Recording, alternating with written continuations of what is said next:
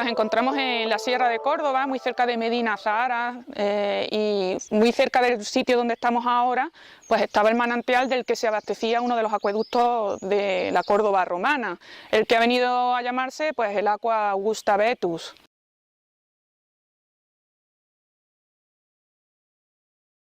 La mayor parte del canal del Aqua Vetus iba soterrado y bueno, lo que sí está claro y lo que nos permite ver este tramo que permanece al aire libre pues es la técnica de construcción a base de Opus Caementicium, es decir, un hormigón romano que en realidad es muy parecido al hormigón que utilizamos hoy en día. La parte superior, por donde discurre el canal y todavía se pueden ver sus restos, iría impermeabilizada pues con una especie de cubierta llamada de Opus Signinum. Una vez construido el acueducto, además, era necesario que hubiera un equipo de esclavos o de trabajadores encargados de su mantenimiento, es decir, de evitar que el acueducto se atorara. Se introducían en el interior de la canalización y directamente picaban con picos y retiraban los restos de cal que se quedaban adheridos a las paredes del interior del acueducto, de tal manera que así se evitara que quedaba taponado.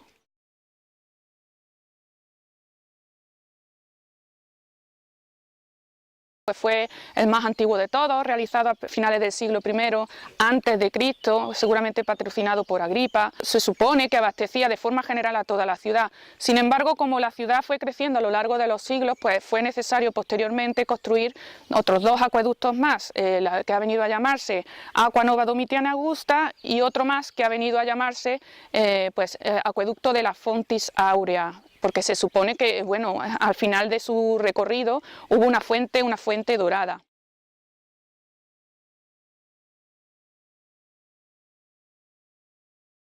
En el caso del Aqua Vetus se piensa que dejó de funcionar a consecuencia de un terremoto que tuvo lugar a finales del siglo III o durante el siglo III después de Cristo y que derribó la parte que permanecía al exterior del terreno, es decir, la parte elevada del acueducto, quizá una arcuatio como la que pudo haber en el lugar donde nos encontramos ahora. No sabemos, sin embargo, cuándo dejó de funcionar el Aqua Nova Domitiana, el que se acercaba a Colonia Patricia por su lado este, o mejor dicho, por su lado noreste. Y en cuanto al acueducto de la estación de autobuses, pues en realidad no sabemos si en algún momento dejó de funcionar. Es decir,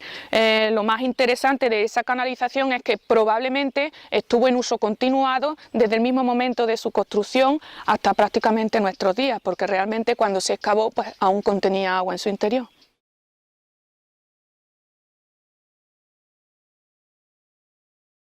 En el interior de las casas de sus habitantes pues había medios para aprovisionar el agua de lluvia, es decir, toda aquella que caía en los tejados de las casas se recogía al interior de una piscina de poca profundidad y que, bueno, que eran los impluvium tan conocidos y los compluvium tan conocidos para la época romana o para la arquitectura doméstica romana. Y seguramente también tuvieron en época romana pozos de agua como los que hay hoy en día en muchas de las casas del casco histórico, puesto que en realidad el nivel freático, es decir, las aguas subterráneas se pueden obtener con muchísima facilidad en el terreno en el que hoy en día se asienta Córdoba.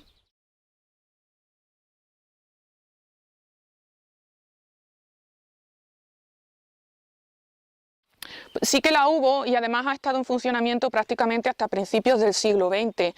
Se han estado reutilizando una y otra vez, se han estado reparando, reutilizando de una manera continua porque realmente estaban bien construidas y eran eficaces. Tenemos que pensar que la construcción de un acueducto siempre lleva aparejada o siempre lleva consigo además la construcción de un sistema de evacuación de agua, porque los acueductos nunca dejaban de llevar agua corriente, no había grifos en cada uno de las fuentes de las calles de Colonia Patricia, ni en las casas, ni en las termas. El agua era un agua siempre corriente y por lo tanto